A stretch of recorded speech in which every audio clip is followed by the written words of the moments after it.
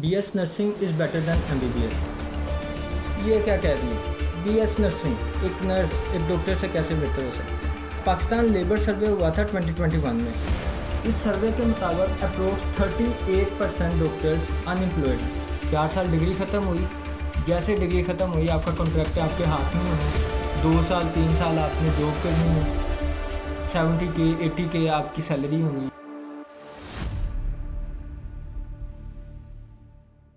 BS nursing is better than MBBS। ये क्या कह रही है? BS नर्सिंग एक नर्स एक डॉक्टर से कैसे बेहतर हो सकता है?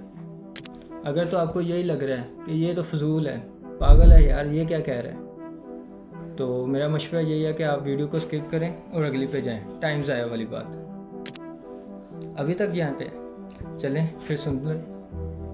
BS नर्सिंग आज के दौर में MBBS से बेहतर है। सबसे पहले मेरे एक क्वेश्चन का जवाब देना है। आपका किसी गवर्नमेंट कॉलेज में एडमिशन हो जाता है, आपने लेना है लेट्स सपोज, तो आपको लेने के लिए कितनी स्ट्रगल करनी पड़ेगी?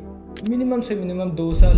हाँ, अगर आप बहुत ज़्यादा आपका लक लग गया और आप बहुत ज़्यादा पढ़ने वाले हैं तो मे भी पहले साल में ही हो जाए, नहीं तो अप्रोक्स 1,40,000 बच्चे हर साल MD-CAT में अपीयर होते हैं और सीट्स कितनी हैं? 3,000 से लेके 3500 तक। एक्सेप्टेंस रेशो सिर्फ 1% है।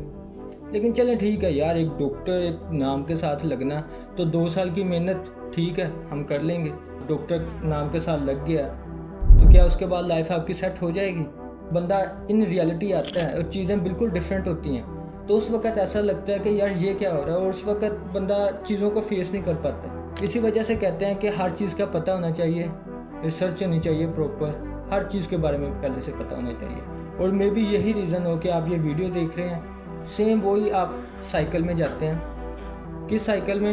आपकी FSC कंप्लीट हुई, FSC कंप्लीट होने के बाद आप बड़े अच्छे बच्चे हैं, आपके मार्क्स अच्छे हैं, आपने BS नर्सिंग में लेना है, तो आपका किसी भी गवर्नमेंट कॉलेज में BS नर्सिंग में आराम से एडमिशन हो जाएगा। एक शोशा होती है ना कि हाँ यार ये डॉक्टर है और दूसरी तरफ एक नर्स है। हाँ, अगर आपको वो सिर्फ शो चाहिए कि हाँ मैंने दिखाना है किसी को, तो ठीक है, आप फिर ये सारी चीज़ें छोड़ें और फिर डॉक्टर बन जाए।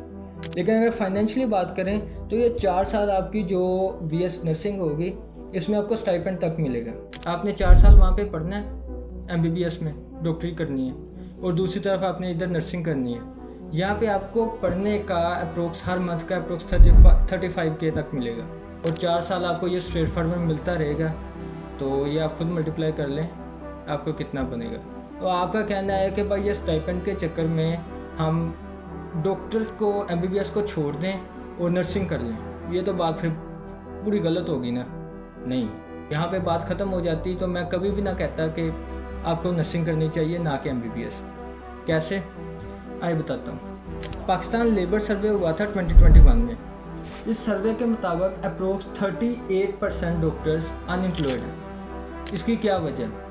इसकी वजह यह है कि आपने 5 साल MBBS किया, 1 साल हाउस जॉब की, चलें ठीक है यार, हमने 6 साल 5 साल रगड़ा खा लिया, उसके बाद डॉक्टर बन गए, अब तो लाइफ सेट है। लेकिन नहीं, कंपटीशन इतना है कि अगर आप गवर्नमेंट कॉलेजेस की बात करें वहाँ पे तो 3,000 से 4,000 बच्चा ग्रेजुएट हो रहा है हर साल।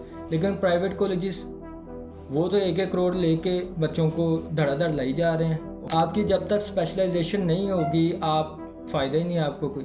आपने चलें स्पेशलाइजेशन भी कर ली, 6 साल आपकी MBBS में लग गए, स्पेशलाइजेशन की, सारा कर लिया, 10 साल में आपकी ओवरऑल हर चीज़ ख़त्म होगी, और बाय चांस आपकी जॉब भी लग गई। फिर 18 घंटे 16 घंटे आपने काम करना ही करना है, और पे कितनी? 70,000 80,000, बहुत ज़्यादा मैंने बताई है। 4 साल आपने नर्सिंग की, अब आपको गवर्नमेंट स्टाइपेंड दे रही है। बेवकूफ़ तो वो है नहीं कि आपको बस फ्री में पढ़ाए भी स्टाइपेंड भी दे। तो उन्होंने आपसे स्टार्टिंग में कॉन्ट्रैक्ट करना है कि यार आपने 3 साल या 2 साल आपने डिग्री ख़त्म करने के बाद हमारे हॉस्पिटल में काम करना है। फ्री में नहीं, आपको पे किया जाएगा। आपको 16 स्केल की जॉब मिल जाएगी या 17 स्केल की, एग्जैक्ट मुझे नंबर नहीं पता, मिल जाएगी आपको। और क्या चाहिए बंदे को यार? जो भी तो चाहिए, उसके लिए तो हम सारे काम कर रहे हैं। बस ये है कि सिर्फ नर्स बनेंगे आप, डॉक्टर नहीं। एक मैं आपसे स्ट्रेट फॉरवर्ड बात करूँगा। वो बात क्या है? मैंने आपको MBBS का बता दिया कि आपने 10 साल काम करना है, उसके बाद आपने जाके कहीं पे कुछ कमाने लगना है। दूसरी तरफ बीएस नर्सिंग में आपने 4 साल करना है। अब पहले दिन से पढ़ने के दौरान ही आपको स्टाइपेंड मिलने लग जाना है। अगर हमने पे की ही बात करनी है तो आपको मिलने लग जाना है। ये बात मैं कर चुका हूँ। बंदा पता कहाँ पे कंफ्यूज होता है? बंदा कंफ्यूज होता है यार करूँ ना करूँ, लोग क्या कहेंगे, वो क्या सोचेंगे, मैं डॉक्टर बन जाऊँगा तो मेरी वाह वाह हो जाएगी, मैं नर्सिंग करने लग गया या लग गई तो ये क्या कहेंगे या नर्स। अगर तो आपकी प्रायोरिटी लोग हैं कि लोग क्या कहते हैं, लोग क्या करते हैं, वो क्या सोचते हैं, तो फिर ठीक है 2 साल ज़ाया करें आप अपने एमडी कैट की तैयारी में। 2 साल बाद आप एमबीबीएस में एडमिशन ले लें किसी गवर्नमेंट कॉलेज में जहाँ पे आपकी बड़ी वाह वाह होगी। फिर आप 10 साल अगले जलील होते रहें, पढ़ते रहें, नाम के साथ बराए नाम डॉक्टर लग जाएगा। लेकिन अगर आपको फाइनेंशियली स्टेबिलिटी चाहिए, बीएस नर्सिंग में आए, 4 साल आपने बीएस नर्सिंग करनी है। फ्रॉम डे 1 आपको 35K 30K मिलना है। 4 साल एटलीस्ट घर पे कोई बोझ नहीं होगा, आप अपना खर्चा खुद सारा कर रहे होंगे। 70K 80K आपकी सैलरी होनी है। जैसे ही जॉब ख़त्म होनी है आपके पास 2-3 साल का एक्सपीरियंस होना है, वहाँ पे आप जॉब कंटिन्यू करें या फिर किसी और जगह पे चले जाएं। नर्सिंग वालों को तो बाहर के बहुत ज़्यादा ऑप्शन हैं। डॉक्टर्स वालों को क्या नहीं होते? होते हैं, उधर भी होते हैं। लेकिन उधर क्या है, ये प्रोफेशनल एजुकेशन है, डॉक्टर बहुत ज़्यादा है, तो उसके लिए यूएस मिली हो गया, यूके का टेस्ट है, उसका नाम नहीं मुझे अब जेहन में आ रहा है, वो टेस्ट हो गया। वहाँ पे भी बहुत ज़्यादा सैचुरेशन है, कंपटीशन है। मतलब हम सारा साइकिल पढ़ने में गुजार देंगे, एक इतने ज़्यादा पहाड़ खोदेंगे, उसके बाद हमें कुछ मिलेगा।